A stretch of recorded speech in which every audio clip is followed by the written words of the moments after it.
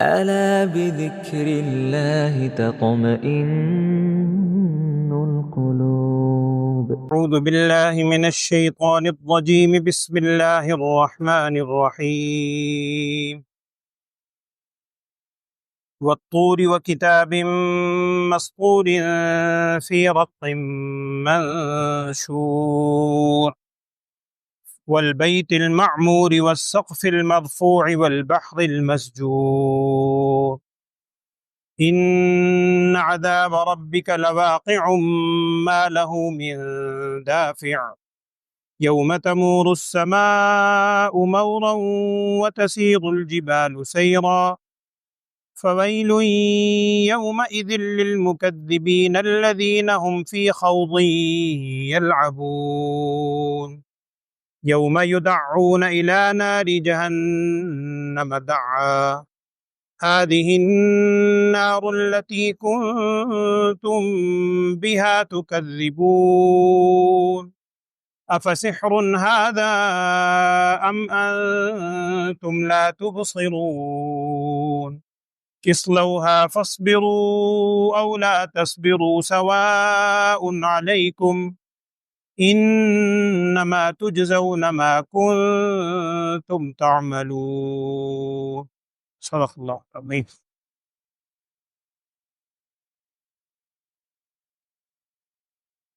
بسم اللہ الرحمن الرحیم.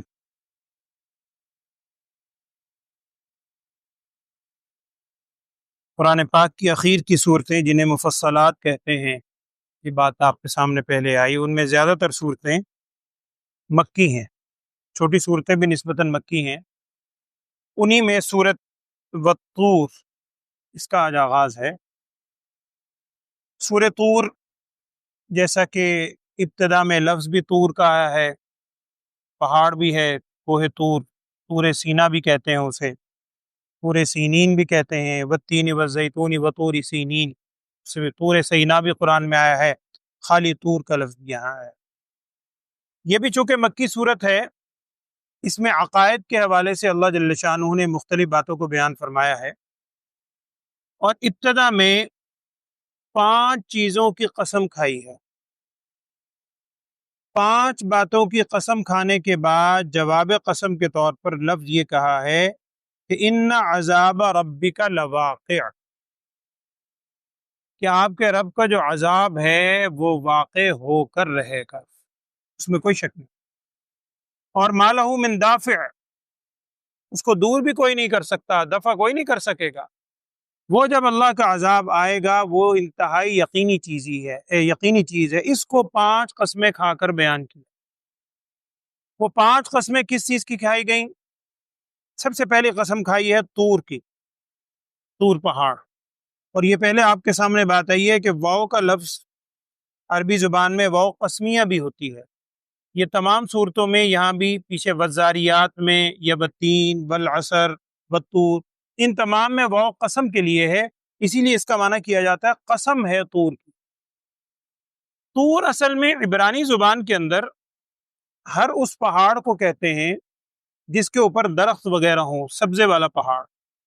یہ جو پتھریلے پہاڑ ہیں جیسے عرب میں ہے خاص طور پر، انہیں طور نہیں کہا جاتا. عبرانی زبان کے اندر طور ایک نام ہے ہر اس پہاڑ کا جس کے اوپر سبزہ ہو.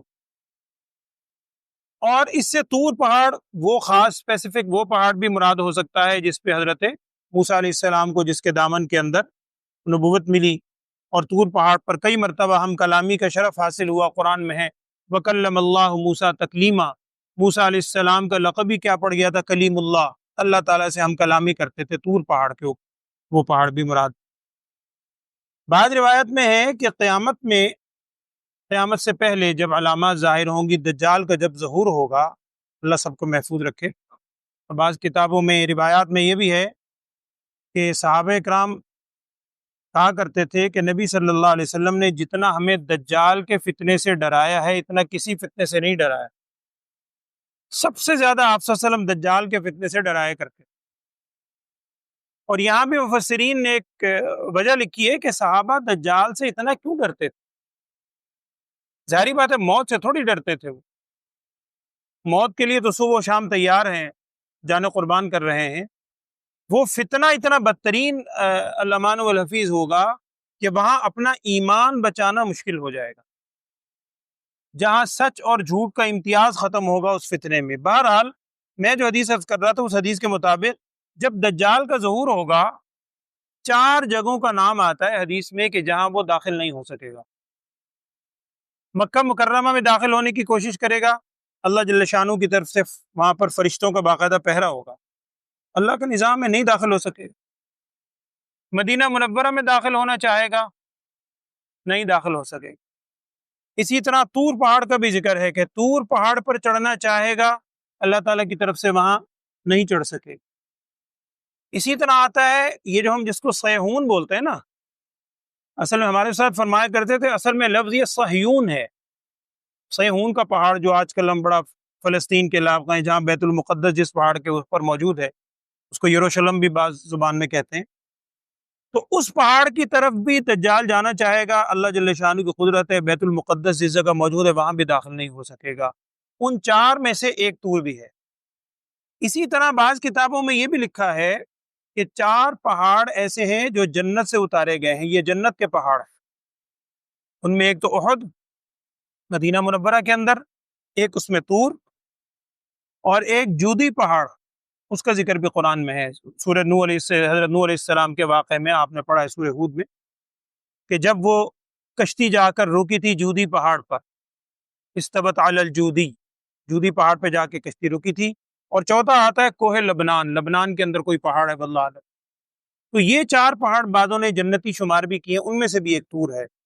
کوئی وجہ بھی ہو، یہاں قرآن میں تو ان کی تفصیل نہیں ہے، قرآن نے تو صرف قسم کھائی کہ قسم ہے طور پہاڑ کی، اور قسم ہے کس کی؟ وَکتاب مسطور، قسم ہے اس کتاب کی جو کہ لکھی ہوئی ہے۔ کہاں لکھی ہوئی ہے؟ آگے اسی کی صفت ہے، فی رق منشور، ایسے ورقوں میں لکھی ہوئی ہے، منشور جو بڑا کھلا ہے، واضح ہے۔ اب اس کتاب سے جو کتاب لکھی ہوئی ہے مستور، سطر شدہ ہے، ایسے اوراق میں ہے جو کہ کھلے ہیں، اس سے کون سی کتاب مراد ہے؟ اس میں 3-4 اقوال مفسرین نے نقل کیے ہیں، سارے ہی مراد ہو سکتے ہیں، روایات میں سب کا ذکر ہے۔ مشہور قول تو یہی ہے کہ اس سے مراد لوح محفوظ ہے، کیونکہ لوح محفوظ کے اندر شروع سے لے کر آخر تک جتنی باتیں ہیں قرآن بھی اس میں ہے۔ قرآن میں ہی سورہ آگے پڑھیں گے، سورہ بروج کی آخری آیت ہے، بل ہوا قرآن مجید فی لوح محفوظ، لوح محفوظ میں ساری چیزیں لکھی ہوئی ہیں۔ تو یہ کتاب اس کتاب کی قسم کھائی گئی ہے جو کہ لکھی، یعنی لوح محفوظ۔ بعض کہتے ہیں کہ چونکہ یہاں طور کا ذکر ہے تو اس کتاب سے مراد تورات ہے، حضرت موسیٰ علیہ السلام پر جو طور پہاڑ کے اوپر نبوت ملی اور وہاں پر ہم کلامی ہوتی تھی، اور تو تورات بھی وہی نصیب ہوئی تھی کہ موسیٰ علیہ السلام گئے تھے، وَوَعَدْنَا مُوسَىٰ 30 لَيْلَةً وَأَتْمَمْنَاهَا بِعَشْرٍ فَتَمَّ مِيقَاتُ رَبِّهِ 40 لَيْلَةً، 40 راتیں پوری کی تھی۔ تو اس سے تورات مراد ہے۔ کچھ مفسرین کا کہنا یہ ہے کہ اس سے انسان کے اپنے اعمال نامے مراد ہے، جو ہر شخص کو اعمال نامہ دیا جائے گا لکھا ہوا۔ اور کچھ کہتے ہیں کہ ساری آسمانی کتابیں، واللہ عالم، قرآن میں وضاحت نہیں ہے، کوئی مفہوم بھی ہو سکتا ہے۔ اللہ نے قسم کھائی ہے اس لکھی ہوئی کتاب کی، چاہے وہ اعمال نامے مراد لیں، ساری کتابیں مراد لیں، لوح محفوظ مراد لیں، اس کتاب کی قسم ہے جو کہ لکھی ہوئی ہے ایسے اوراق میں منشور جو کہ واضح ہیں۔ والبیت المعمور، تیسری قسم، اور قسم ہے اس گھر کی جو کہ آباد ہے، معمور ہے، اردو میں بھی کہتے ہیں معمور، آباد ہے۔ اس سے کون سا گھر مراد ہے؟ بعض نے لکھا ہے کہ ہر گھر مراد ہو سکتا ہے، لیکن مشہور اس حوالے سے یہ ہے کہ بیت المعمور ایک مقام ہے آسمانوں کا۔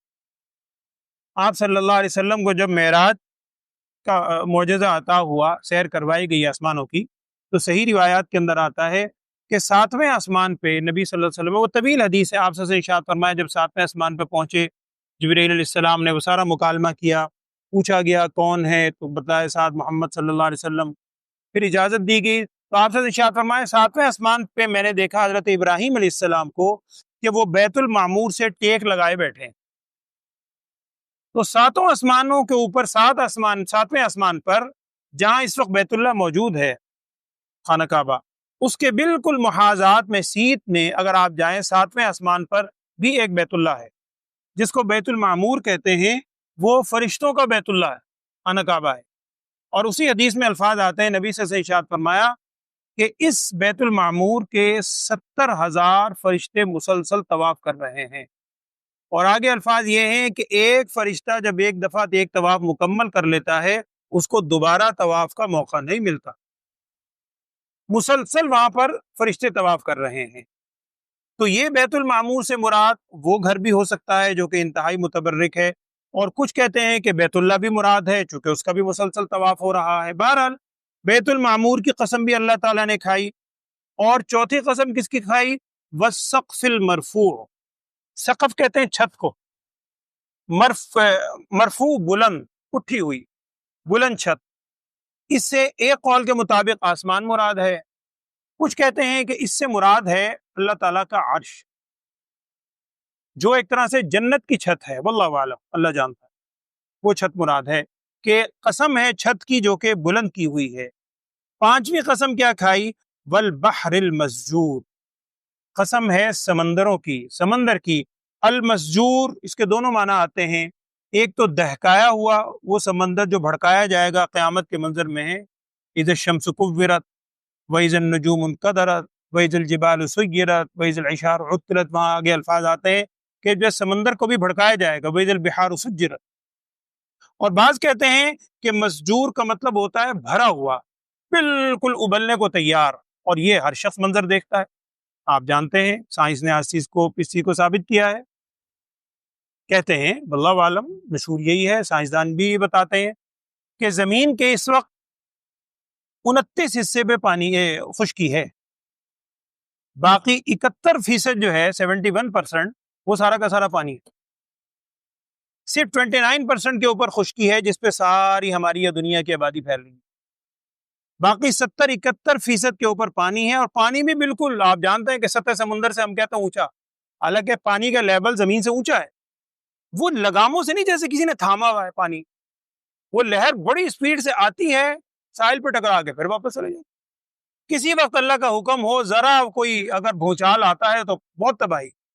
ایک دفعہ سونامی، مجھے بھی اتفاق ہوا تھا جاپان اس سے جانے کا، چند سال پہلے جب جاپان میں سونامی آیا تھا، 2005-7 کی بات ہے شاید، میں اس کے 1-2 مہینے بعد گیا، تو وہ حضرات جو بتلا رہے تھے کہنے لگے آپ صاحب یہ یعنی سمندر کے اندر کے جو زمین کی سطح ہے اس میں اگر زلزلہ آئے اس کو عام طور پہ سونامی کہتے ہیں، کہنے لگے یہ صرف لہر جو ہے نا ایک دفعہ یوں ہوا تھا، زمین کی پلیٹس کہہ لیں کچھ کہہ لیں، جاپان میں آپ جانتے ہیں ویسے بھی ریکٹر اسکیل پہ ہر وقت زلزلہ موجود رہتا، تو وہاں پلیٹس یوں ہوئی یا جو بھی کیفیت تھی، یوں ہونے کے بعد صرف سیدھی ہوئی ہیں، بعض اوقات ہوتا ہے کہ یوں پلیٹ ہوئی ہیں پھر واپس گئی پھر سیدھی ہوئی، جیسے آپ ہلاتے ہیں پورا، اللہ کی شان ہے زمین ہل رہی، اسی سے بھونچال آتا ہے، زلزلے آتے ہیں، صرف ایک دفعہ یوں لہر ہوئی تھی، لہر ہونے کے بعد واپس ہو گئی زمین، وہ جو لہر اٹھی ہے ایک دفعہ اس نے آگے جہاں تک پہنچی ہے جو تباہی مچائی ہے، اللہ مان والحفیظ، اللہ میں شہر کے شہر برباد ہو، تو یہ قسم کھائی گئی ہے اس سمندر کی مسجور جو بالکل بھرا ہوا ہے لبالب، اللہ نے اس کو تھاما ہوا ہے اللہ کے حکم سے، ذرا اللہ کا اشارہ ہوگا قیامت میں سارا کچھ تہس نہس ہو جائے، اور اس میں آگ بھڑک جائے گی، قرآن میں دوسری جگہ بھی آگ بھی بھڑک جائے گی سمندر کے اندر، اللہ آگے بھی ذکر آ رہا ہے، 4 قسمیں ہو گئی بلکہ 5 پوری ہو گئی، ایک طور پہاڑ کی قسم، دوسری لکھی ہوئی کتاب کی قسم جو کہ ورقوں میں لکھی ہوئی ہے، تیسری بیت المعمور کی قسم، چوتھی سقف المرفوع بلند چھت کی قسم، اور 5ویں سمندر کی قسم جو کہ بھرا ہوا ہے یا بھڑکایا ہوا ہے۔ اب جواب قسم ہے، ان تمام قسموں کو کھانے کے بعد اللہ جل شانہ فرما رہے ہیں ان عذاب ربک لواقع، آپ کے رب کا جو عذاب ہے وہ واقع ہو کر رہے، ہمیں عبرت ہے، ابھی ہم دنیا میں رہ رہے ہیں، غفلت کی زندگی میں ہے، اللہ کا عذاب واقع ہو کر رہے گا یقیناً، اور ما لہ من دافع، کوئی اس کو دور کرنے والا نہیں ہو، اس کو دفع کرنے والا، روکنے کی صلاحیت قوت کسی میں نہیں ہو۔ اس دن کیا کیفیت ہوگی؟ یوم تمور السماء مورا، مور اصل میں کہتے ہیں کسی چیز کا بہت تیزی سے حرکت کرنا، دائیں بائیں آگے پیچھے، کوئی چیز بہت زیادہ متحرک ہو اس کو عام طور پر مورن کہتے ہیں، تو یہاں الفاظ ہے یوم تمور السماء، جس وقت آسمان اتنی تیزی سے حرکت کرے گا، گویا آسمان میں بھونچال زلزلے کی کیفیت ہو جائے گی، لرزنا شروع کر دے گا، اور آسمان کی مختلف کیفیات قرآن نے بیان کی ہیں. یہاں یہ ہے، اور آگے آپ پڑھیں گے 30ویں پارے میں سورہ انشقاق کے شروع میں کیا ہے؟ اذا السماء انشقت، آسمان پھٹ جائے گا. وہ کیا کیفیت ہوگی نعوذ باللہ. تو یہ ساری کیفیات اس میں سے ہیں. جس دن تمور السماء مورا، آسمان کانپے گا کانپنا، وتسیر الجبال سیرا، اور پہاڑ چل پڑے گا. پہاڑ جس کو قرآن خود کہتا ہے کہ بل جبال اوتادا، ہم نے پہاڑ کو میخیں بنایا. قرآن کہہ رہا ہے پہلے جب زمین اللہ نے بنائی تو زمین ہلتی تھی، اللہ جل شانہ نے اس پہاڑ کو میخ کے طور پر گاڑ دیا. وہی پہاڑ چلیں گے، اور نہ صرف چلیں گے، قرآن میں دوسری جگہ ہے 30ویں پارے میں سورہ قارعہ میں کہ وَتَكُونُ الْجِبَالُ كَالْعِهْنِ الْمَنْفُوشِ، یہ پہاڑ ہو جائیں گے جیسے دھنکی ہوئی روئی ہوتی ہے. روئی کو جب آپ پینچتے ہیں تو روئی جیسے اڑ رہی ہوتی ہے، اس طرح پہاڑ روئی کے گالوں کی طرح اڑتے پھریں گے. نعوذ باللہ، وہ قیامت کی کیفیت ہوگی. تو پہاڑ چل پڑیں گے. اب آگے الفاظ کیا ہیں؟ فَوَيْلٌ يَوْمَئِذٍ لِّلْمُكَذِّبِينَ، بہت بڑی ہلاکت ہے اس دن کن لوگوں کے لیے جو جھٹلانے والے ہیں، جو دنیا میں جھٹلایا کرتے تھے کہ قیامت قائم ہے. وہی پچھلی صورت میں بھی تھا، ہم دوبارہ کیسے اٹھائے جائیں گے، کون ہمیں اٹھائے گا، کون حساب کتاب لے گا، مٹی ہو گئے، ختم ہو گئے، کیسے ہوں گے، یقین نہیں کرتا. اور اللہ معاف فرمائے، ہم بھی عقیدتاً تو مانتے ہیں، عقیدتاً تو ہم مانتے ہیں الحمدللہ کہ جی حساب کتاب ہوگا، ذرا کوئی بھی ذکر آئے، کسی حد تک توبہ اللہ بھی انسان کر لیتا ہے. لیکن ہمارا جو کردار ہے، اللہ ماشاء اللہ ہم سب اس میں ملوث ہیں. میں آپ سے زیادہ ملوث ہوں، اللہ معاف فرمائے ہم سب. ہمارا جو اعمال کردار ہے اس سے لگتا یہی ہے کہ ہمیں دوبارہ اٹھائے جانے پہ یقین نہیں. جو لوگوں کے ساتھ ہمارے رویے ہیں، جو بیہیویئر ہے، مالی اعتبار سے، ہر اعتبار سے لگتا یہی ہے کہ جیسے ہم سمجھتے ہیں ساری عمر بس یہی رہے. حالانکہ یہ انتہائی عارضی چند سانسوں کے لیے اللہ نے دی. ابھی بھی بلکہ آج ہی اطلاع آئی، میرے ایک عزیز کراچی کے اندر انتقال ہو گیا. رات وہی کہتے ہیں 2 بجے کے قریب کوئی اٹیک سا ہوا ہلکا سا. جی جی جی تو اس کے بعد اٹھے ہیں، اٹھ کے ہاسپٹل لے کر گئے ہیں، ہاسپٹل جانے کے موت اللہ کے پیارے ہوں. تو حقیقت ہے، یہ تو ہر شخص کے ساتھ لگا ہوا ہے، نہ اس میں عمر کی قید ہے نہ کچھ ہے. تو یہ ساری کی ساری کیسی اللہ تعالیٰ فرما رہے ہیں ہلاکت ہے اس دن جھٹلانے والوں کے لیے. کون؟ آگے ذرا کیفیت سنیں. اور یہ قرآن کوئی واقعے کی کتاب نہیں، اپنے اوپر ذرا اس کو اپلائی کر کے دیکھیں. الذین هم فی خوض یلعبون، وہ لوگ، ہلاکت ان لوگوں کے لیے وہ لوگ ہم فی خوض یلعبون. خوض کا لفظی معنی ہوتا ہے کہ پانی میں اتر جانا، ڈبکیاں لگانا، پانی میں ڈوب جانا. جیسے پانی میں ڈوبنے کے بعد بھی جب بندہ آ جاتا ہے اس کو ہاتھ پاؤں سدھائی نہیں دیتا، کبھی ہاتھ ادھر جا رہا ہے، کبھی پاؤں ادھر جا رہا ہے لہروں میں. تو اسی طرح کہتے ہیں فضول گفتگو کو بھی عام طور پر خوض کہا جاتا ہے. تو الذین هم فی خوض یلعبون، جو فضول باتوں میں، کھیل میں مشغول ہے. یلعبون، کھیل کود میں فضول باتیں، نہ اس کا کوئی سر پیر، بس فضول باتیں ادھر کی ادھر کی، تیری میری، ایران توران، غیبتیں، یہ وہ، سارا صبح سے شام تک اپنا کام اسی میں ضائع کر رہے ہیں. ان لوگ وہ ہیں غفلت میں پڑے ہوئے دوسرے لوگ. یوم، وہ دن کیسا ہوگا قیامت کا، اور منظر کشی کی اللہ نے. یدعون الی نار جہنم دعا، جس دن دھکیلا جائے گا انہیں جہنم کی آگ کی طرف دھکیلا جانا. اور پھر اللہ تعالیٰ کی طرف سے کہا جائے گا ھذہ النار التی کنتم بہا تکذبون، یہ وہ آگ ہے جس کو تم جھٹلایا کرتے تھے، دنیا میں مذاق اڑاتے تھے. اور کفار مکہ آتے تھے آپ صلی اللہ علیہ وسلم کے پاس، وہ ایک آیا تھا مکے کا سردار، ایک وہ کھوپڑی سے لے کر کہ جی یہ بھربری ہڈی، یہ دوبارہ زندہ ہوں گے، یہ زندہ ہوں گے، مذاق اڑاتے تھے جس کو تم جھٹلاتے تھے. آگے اللہ تعالیٰ فرما رہے افسحر ھذا من تم لا تبصرون. اس کا مطلب یہ ہے، کل بھی آپ نے آیت پڑھی، پرسوں بھی اسی نوعیت کی آیت آئی تھی کہ جو نہ ماننے والے ہیں انبیاء علیہ الصلوۃ والسلام کو 2 جملے بولتے تھے، ساحر او مجنون. جب کوئی جواب نہیں بن پڑتا کہتے تھے یہ تو جادو ہے، جادو ہے، جادو کر دیا، جادو کر دیا. یا کہا کرتے تھے نعوذ باللہ یہ نبی جو ہے مجنون ہے، استغفر اللہ. اب ان سے کہا جائے گا افسحر ھذا، کیا یہ جادو ہے؟ جب وہ ساری کیفیت قیامت کا منظر دیکھ لیں گے، جہنم اور ساری کیفیت، پھر اللہ تعالیٰ کی طرف سے گویا ان کو طنز کے طور پر عبرت دلانے کے لیے کہا جائے گا افسحر ھذا، کیا یہ ہے وہ جادو جس کو تم جادو بولتے تھے؟ ام انتم لا تبصرون، یا تمہیں اب نظر نہیں آ رہا؟ دنیا میں بھی کہا کرتے تھے نہیں جی ہمیں نہیں معلوم ہو رہا، ہمارے درمیان پردہ ہے اس چیز کے درمیان. تو کیا یہ وہ چیز ہے جس کو تم جھٹلاتے تھے؟ اصلوہا، تم داخل ہو جاؤ اس میں، پھر جہنم میں داخل کر دیا جائے گا۔ اور دونوں آپشن ذکر کی گئی ہیں قرآن نے، فَاصْبِرُوا أَوْ لَا تَصْبِرُوا، تم صبر کرو یا نہ کرو برابر ہے تم پر۔ کیا مانا کہ اگر جب جہنم میں داخل ہونے کے بعد، ایک تو یہ ہے کہ بندہ نعوذ باللہ من ذالک کسی مصیبت میں آ کر، اور وہ مصیبت بندہ اس کا تصور بھی نہیں کر سکتا، اللہ بچائے، اس مصیبت میں آ کر اگر تو صبر کر کے بیٹھ جائیں تو شاید خاموش رہنے سے جان چھوٹ جائے، صبر کرنے سے بھی جان تھوڑی چھوٹے گی۔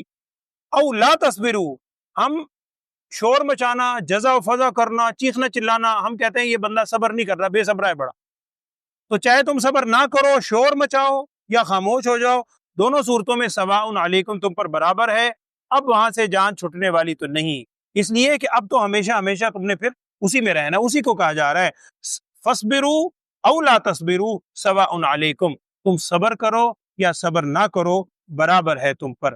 اور یہ ساری کیفیت، یہ سارے عذاب کی صورت کیوں ہوگی؟ نعوذ باللہ، کوئی اللہ کا ظلم تھوڑی ہے ان پر، اللہ ظالم تھوڑی ہے۔ اس کی وجہ کیا ہے؟ انما تجزون ما کنتم تعملون، بے شک یہ بدلہ اسی اعمال کا ہے جو تم دنیا میں کیا کرتے تھے، وہ جو تم نے دنیا میں اعمال کیے تھے یہ اسی اعمال کی سزا ہے۔ پھر وہی بات ہر روز ہم کہتے ہیں، اللہ عمل کی بھی توفیق دے۔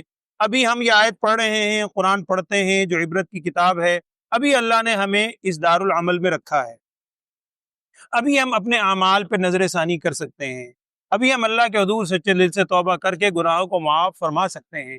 خدا نہ خواستہ اگر یہ آنکھ بند ہو گئی، ہونی تو ہے، جب یہ آنکھ بند ہوگی اور اگلی آنکھ کھلے گی، اس کے بعد پھر کچھ نہیں ہونا، اس کے بعد تو پھر اگلے جہان میں انسان جائے گا۔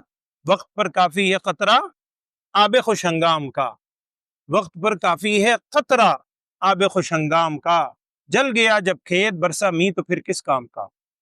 وقت پر ایک قطرہ بھی گر جائے ہماری آنکھ سے آنسو کا، وہ انشاءاللہ جہنم کی آگ کو بجھا سکتا ہے انشاءاللہ، لیکن جب وقت گزر گیا اب اس کے بعد می بھی برستا رہے پھر کوئی فائدہ نہیں۔ اللہ ہمیں عبرت پکڑنے کی توفیق دے، اللہ آمین۔ ترجمہ دیکھیں، اعوذ باللہ من الشیطان الرجیم، بسم اللہ الرحمن الرحیم۔ والطور، یہ وہ قسمیہ ہے، قسم ہے طور پہاڑ کی، وکتاب مستور، قسم ہے اس کتاب کی مستور جو کہ لکھی ہوئی ہے، فی رقم، ایسے اوراق میں، برق میں، منشور جو کہ کھلا ہے، واضح ہے، والبیت المعمور، اور قسم ہے آباد گھر کی، بیت المعمور مراد ہے، والسقف المرفوع، اور قسم ہے اس چھت کی جو کہ بلند ہے، والبحر المسجور، قسم ہے سمندر کی جو بھڑکایا ہوا ہے یا جو لبالب بھرا ہوا ہے۔ ان تمام چیزوں کی قسم کھانے کے بعد اللہ تعالیٰ فرما رہے ہیں ان عذاب ربک لواقع، بے شک آپ کے رب کا عذاب لواقع، واقع ہونے والا ہے، ضرور واقع ہوگا۔ ما لہ من دافع، کوئی اس کو دور کرنے والا نہیں ہے۔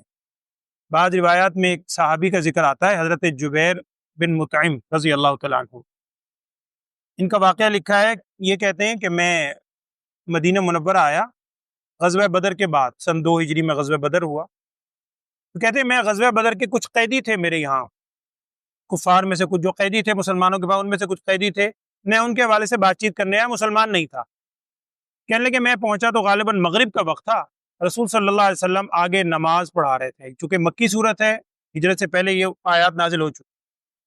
فرماتے ہیں آپ صلی اللہ علیہ وسلم یہ آیات پڑھ رہے تھے، میں باہر کھڑا سن رہا ہوں، عرب تو ہیں، والطور وکتاب مستور فی رقم منشور، جہاں تک ہم نے اب پڑھی ہے نا، ما لہ من دافع، کہتے ہیں یہاں تک جب میں نے آیت سنی تو مجھے یوں محسوس ہوا جیسے اب عذاب آیا، اور اگر میں نے یہاں سے قدم نہ اٹھا لیا تو میں عذاب سے گیا۔ اور حضرت جبیر ابن مطعم رضی اللہ تعالیٰ کہتا ہے میں وہیں ایمان لے، اللہ کی شان، اتنا ان آیات نے ان پر اثر کیا، اتنا خوف طاری ہوا کہ وہیں ایمان لے آئے اللہ کے اوپر، یہی آیات سننے کے بعد۔ اثر کرتی ہے قرآن کیا ہے، اعوذ باللہ من الشیطان الرجیم۔ ان عذاب ربک لواقع، بے شک آپ کے رب کا عذاب واقع ہونے والا ہے، ما لہ من دافع، کوئی اس کو دور کرنے والا نہیں۔ یوم تمور السماء مورا، جس دن کانپے گا آسمان کانپنا، لرز جائے گا، وتسیر الجبال سیرا، اور چلیں گے پہاڑ چلائے جانا، فویل یومئذ للمکذبین، ہلاکت ہے اس دن جھٹلانے والوں کے لیے، الذین هم فی خوض یلعبون، وہ لوگ جو فضول باتوں میں کھیل کود میں لگے ہوئے ہیں، یوم یدعون الی نار جہنم دعا، جس دن دھکیلا جائے گا جہنم کی آگ کی طرف دھکیلا جانا. ہاذہ النار، کہا جائے گا کہ یہ آگ ہے، التی کنتم بہا تکذبون، وہ جس کو تم جھٹلایا کرتے تھے. افسحر ھذا ام انتم لا تبصرون، کیا یہ کوئی جادو ہے یا تم دیکھ نہیں رہے؟ اصلوھا، تم داخل ہو جاؤ اس میں. فاصبروا او لا تصبروا، تم صبر کرو یا نہ کرو. سواء علیکم، اب تم پر برابر ہے، اس لیے کہ اب صبر کرنے سے، توبہ کرنے سے اب کوئی فائدہ نہیں، اب تو عمل کا ٹائم گزر گیا. انما تجزون ما کنتم تعملون، بے شک یہ تمہیں بدلہ دیا جائے گا اس چیز کا جو تم نے اعمال کیے. اب ظاہری بات ہے سب کے ساتھ ایسا نہیں ہوگا. اس کے مقابلے میں جو متقین ہیں، اللہ میں توفیق عمل کی، ان کا کل ذکر آئے گا کہ متقین اس قیامت میں کس حالت میں ہوں گے، کیا کیا اللہ کی طرف سے انعامات دیے جائیں گے. اللہ تعالیٰ ہمیں توبہ کرنے کی توفیق عطا فرمائے. الحمدللہ رب العالمین، اللہم صلی علی سیدنا و مولانا محمد وعلی آل سیدنا و مولانا محمد وبارک وسلم. اللہم ارنا الحق حقا وارزقنا اتباعه وارنا الباطل باطلا وارزقنا اجتنابه. اللہم وفقنا لما تحب وترضى واجعل آخرتنا خیرا من الاولی یا ارحم الراحمین. یا اللہ تمام بیماروں کو صحت، عافیت، سلامتی والی زندگی عطا فرما. جتنے لوگ اس جہاں سے رخصت ہو گئے ہیں سب کی مغفرت فرما. ابھی میں نے عرض کیا میرے ایک عزیز سہیل صاحب کراچی میں آج انتقال ہوئے، اللہ ان کے درجات کو بلند فرما. یا اللہ ان کی بھی اور تمام مرحومین کی مغفرت فرما. تمام مرحومین کو جنت الفردوس میں اعلیٰ مقام عطا فرما. ہمیں تو نے یا اللہ جو مہلت دی ہے، چند سانسیں، چند ساعات، ہمیں اس مہلت سے فائدہ اٹھانے کی توفیق عطا فرما. اپنی رضا والے اعمال کرنے کی ہم سب کو توفیق عطا فرما. ہم سب کو ایمان و اسلام والی کامل زندگی عطا فرما. ایمان پر استقامت ہم سب کو نصیب فرما. ایمان کامل پہ ہم سب کا خاتمہ فرما.